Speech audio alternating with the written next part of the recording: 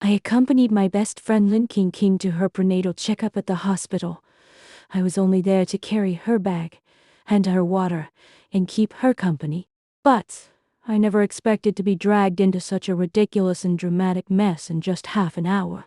King had broken up with her boyfriend not long ago, and she was devastated when she found out she was pregnant unexpectedly. She was terrified and confused. But the moment she met her gentle, patient, and handsome attending physician, her eyes lit up instantly. All her sorrow vanished, and she developed a crush on him right away.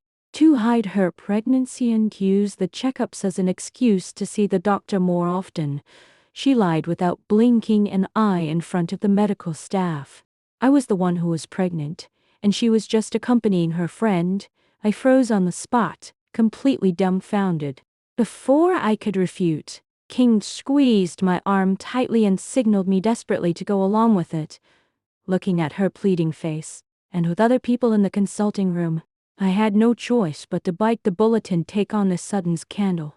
After the checkup, King pulled me quickly toward the door. My mind was in chaos, thinking over and over about how to clear up this absurd misunderstanding. But as soon as we stepped out of the consulting room, we ran straight into the last person I wanted to see, Ji Cheng. He was my ex-boyfriend of 3 months, the youngest attending neurologist at the city's central hospital.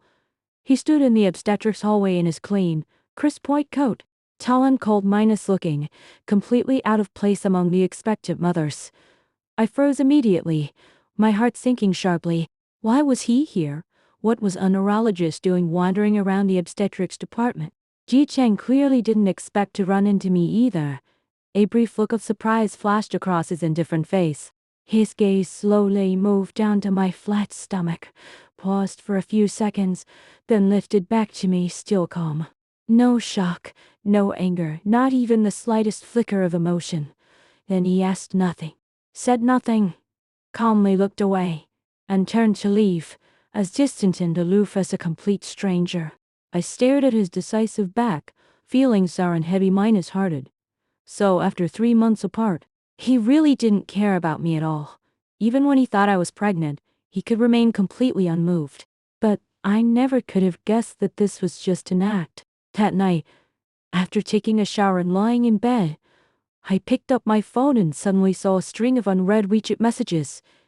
The sender was none other than Ji Cheng. We hadn't contacted each other since breaking up. Why would he message me out of the blue? I opened the chat with curiosity, and the next second, I was utterly shocked. Dozens of messages poured in, one after another. Nothing like the quiet, reserved Ji Cheng I knew. Found someone new already, just 3 months after we split. Got a kid too? Impressive, go on. You left some of your things at my place. Come pick them up sometime. It's not that I want to see you. They're just annoying me lying around the house. Why aren't you replying? Are you with your new lover? Please don't be with him. And the picture messages popped up. Photos of his ABS. This is my latest training result. Does he have a body like this? Does he have an 8- pack? Please don't ignore me. Let's get back together. I mean it. Don't be with anyone else. I don't care about the baby ill-treated as my own. Don't leave me. I stared at the screen, my fingers trembling slightly, unable to process it for a long time. Could this really be Ji Cheng? The man who had always been cold, distant, and never showed any emotion when we were together. My story with Ji Cheng began with neurasthenia. 2 years ago, I had just graduated and started my first job. The pressure was so overwhelming that I couldn't sleep at night, on the verge of a mental breakdown. On the advice of family and friends, I quit my job, became a full-time novelist, and went to the hospital's neurology department to recover. Ji Cheng was my attending physician. I never believed in love at first sight, until I met him. He'll admit it freely, I was simply attracted by his looks. Wearing a white coat and thin-rimmed glasses, he had a cold, abstinent face and a clean, detached hair that made people feel at peace just by looking at him. I fell for him at first sight and began pursuing him for an entire year. I treated my condition while finding all kinds of ways to get close to him. I brought him breakfast, late minus night snacks when he was on duty, and waited quietly outside during his surgeries. For a whole year, I never gave up, and finally won over this unattainable high mountain flower that no one else dared to approach. But after we got together, I realized that being in love wasn't at all what I imagined. Ji Cheng remained distant and indifferent toward me, polite but reserved. He was extremely busy, always being called away by hospital calls, and dates were often interrupted halfway. In nearly a year together, the number of hugs and kisses we shared could be counted on one hand. I waited eagerly for him to get off work, hoping for a simple embrace, only to be met with his exhausted face, wanting nothing but to rest. I struggled for a long time before deciding to break up with him. I really liked him, but I was too tired and drawn in this relationship. I thought he might at least try to stop me, but he just looked at me calmly and said softly, "I respect your decision." No reluctance, no questions, no persuasion. Clean and neat, as if I were just a trivial passerby in his life. But no. 3 months after breaking up, he had become so humble, flustered, and defensive over a misunderstanding. Looking at his increasingly pitiful messages, I felt both angry and amused, along with an indescribable flutter in my chest. But the moment I thought of his past coldness, I suppressed all my softness and deliberately provoked him. "It's none of your business. The baby isn't yours anyway. Besides, your ABS are just okay. Stop showing them off. I don't want to get back together at all." As soon as I sent the messages, typing appeared on his end almost immediately, but after a long while, nothing came through. I stared at the chat interface for 10 minutes, still no reply. The little bit of expectation that had just risen in my heart died down instantly. Sure enough, he was only driven by temporary possessiveness, not genuine care for me. I threw my phone aside, hugged my pillow, and cursed him for over half an hour, secretly vowing I would never fall for this cold, awkward man again in my life. After that short text confrontation, we fell back into a state of complete avoidance. Occasionally, I couldn't help but think of his flustered, wronged expression, but the second I remembered his indifference, I immediately dismissed the thought. I told myself I couldn't repeat the same mistake. If I forgave him too easily, he would only ignore me again like before. One late night half a month later, I was sound asleep when King's call woke me up. She was crying, saying her stomach hurt badly and asking me to go to the hospital with her right away. I jolted awake, hurriedly put on my clothes, and took a taxi to pick her up. We arrived at the hospital after midnight. After a thorough checkup, the doctor said the baby was fine, just discomfort from improper diet, and our hanging hearts finally settled. Before leaving, King went to the restroom. I sat on a chair in the lobby waiting for her, and when I looked up, I saw a familiar figure walking toward me. It was Ji Cheng. He didn't explain why he was in the obstetrics department. He just stood in front of me, his deep eyes fixed on me, and said in a low voice, "Why are you here so late? Stomachike?" I suddenly remembered that in his eyes, I was still a pregnant woman. So I quickly nodded. His eyebrows furrowed instantly, his tone clearly displeased. "Came here alone." King came with me. "She's in the restroom," I answered truthfully, but his frown deepened, and his face turned cold. "You've been pregnant for so long, and the father hasn't accompanied you to the hospital even once." I froze completely. The truth was, the baby wasn't even mine. The real father didn't even know it existed, and the mother was too busy crushing on her attending doctor. I was just the unlucky best friend taking the blame and playing the role of a single mother. My silence was taken as agreement by Ji Cheng. His face turned even colder, his voice carrying a faint hint of heartache and anger. "The first trimester is unstable and risky. As the father, he doesn't even show up. He clearly doesn't care about you at all." He paused, his gaze flickering slightly, his voice awkward and even a little wronged. "If it were me, I would never let you come to the hospital alone while pregnant. I meant what I said in those messages. I don't mind." Before he could finish, King came back from the restroom smiling and interrupting. "Ning, let's go." Oh, Ji Chang, what a coincidence. Are you on night duty? Ji Chang nodded stiffly, looked at me as if he wanted to say something, but in the end said nothing, watching us leave.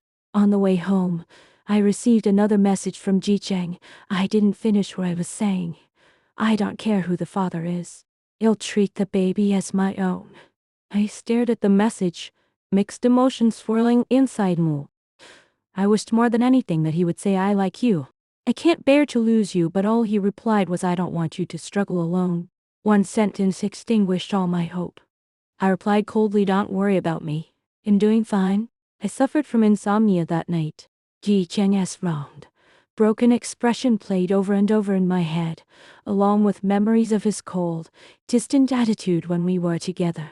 A week later, I went shopping at the mall with my cousin Zhou Chen, who was home for a holiday. We had just left a jewelry store when we ran straight into Ji Cheng. He wore a white shirt and black trousers, tall and striking, drawing stares from countless girls as he walked.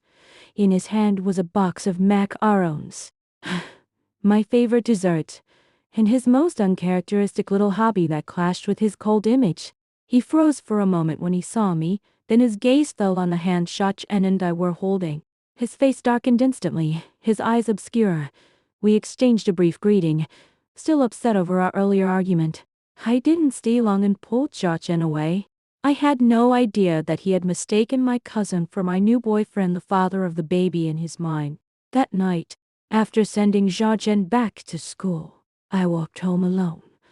As soon as I stepped out of the elevator, a large hand suddenly pulled me into the corner of the hallway.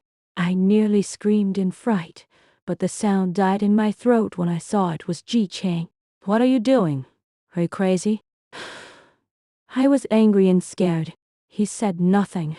At 188 centimeters tall, he trapped me firmly, then leaned down and kissed me fiercely. My mind went blank. All I could smell was the faint scent of alcohol on him. He never drank. He always said alcohol damaged nerves and affected work, but today, he had clearly had a lot. What's so great about him? His voice was hoarse, choked with tears. He won't even go to the hospital with you. Yet you're having his baby? You went shopping with him. Why am I not enough? He thought Chen was the one who had taken me away, wronged and collapsed, holding me tightly and refusing to let go. I cowed and break free, and afraid he would cause a scene in the hallway, I reluctantly unlocked the door and brought him home. As soon as we entered, he pushed me against the entrance again, kissing me fiercely. We moved to the sofa in the living room. But just as he was about to go further, he suddenly froze, hovering over me with a flicker of clarity in his eyes. No, you're pregnant, we can't. I finally cowed and helped but laugh, reaching up to wrap my arms around his neck. I'm not pregnant. Ji Chang froze completely, his eyes filled with confusion, like a lost big dog. King Kane was the one who's pregnant. She lied to everyone that day to cover up her own situation. The second I finished speaking, he stared blankly for a few seconds, then rolled over and held me tightly, kissing me wildly yet gently. His hoarse voice rumbled as he murmured repeatedly in my ear, Ning Ning, don't love anyone else, don't have a baby for anyone else, okay? When I woke up the next morning, I opened my eyes to his face right in front of me, blushing when I thought about everything that happened last night. I deliberately acted cold to punish him for his past indifference and pushed him away. We're both adults. Let's just forget last night happened. You can leave now. Ji Chang's eyes widened in disbelief, looking like an abandoned large dog. Too wrong to speak. Just then, a knock came from the door. I suddenly remembered I had made plans with Zhou Chen to eat at my place that day. Seeing Ji Chang was still shirtless, I hurriedly pushed him into the bedroom. Don't come out. You'll get rid of him. Zhou Chen was extremely stubborn and insisted on coming in to wait. I argued with him at the door for over 10 minutes before finally persuading him to leave. When I returned to the bedroom, Ji Chang had gotten dressed. He looked at me with a broken, hurt expression. I'm sorry. I shouldn't have done that with you while you have a boyfriend. He paused, his voice shaking. Have you Met each other's parents already? I finally realized he still thought Zhao Chen was my boyfriend, and had taken Zhao Chen's earlier threat to tell my mom as proof that we had met my parents. I was about to explain when he looked at me with red eyes and whispered, "If I say I can give up my title, as long as I can stay by your side, I'll do anything. I know it's immoral, but I can't let you go." He was humble to the extreme, completely losing the demeanor of the cold doctor he used to be. Looking at him like this, I was overjoyed and decided to keep the lie going. From that day on, Ji Qing changed completely. The once cold and distant man became clingy and gentle, afraid I would be taken by my younger boyfriend. He bought the apartment opposite mine at a high price overnight. As soon as he got off work every day, he came to my place and stayed by my side constantly. He began to be jealous of Zhao Chen, muttering that Zhao Chen was too young and didn't know how to take care of people, asking me carefully, "Do you like him more because he's younger than me?" He hinted countless times that I should break up with my boyfriend. And every time I refused, he lowered his head wrongfully and endured it silently. He finally experienced what it was like for me to wait for him, long for him, and be neglected by him. One day, Ji Cheng gave a lecture at his alma mater, the medical university, and ran into Zhao Chen, who was a student there. Zhao Chen was his big fan, excitedly running up to take a photo and ask for his autograph. Ji Cheng looked at his rival blankly, and after hearing his self-minus introduction, finally understood he had been jealous for so long, and the opponent was actually my cousin. That afternoon, he came home, held me tightly, and said in a wrong yet relieved voice, "I saw him today. H.E.S. your cousin. I haven't stopped thinking about you for a single day in the 3 months we broke up. I regretted it the second I agreed to split. I know I wasn't good enough to you before. I was too insensitive, too cold, and made you suffer a lot. Please don't leave me, okay?" It was the first time he had spoken his feelings so honestly, humbly and sincerely. My heart melted completely, and I could no longer bear to tease him. A few days later, Ji Cheng had planned to take me to a newly opened dessert store, but was suddenly called away by an emergency call from the hospital. I understood his job and didn't complain, staying home alone to write my novel. To find inspiration, I invited Zhao Chen to go shopping and eat with me. That night, he dragged me to a bar. I sat in the corner looking for inspiration and casually posted a moment's update.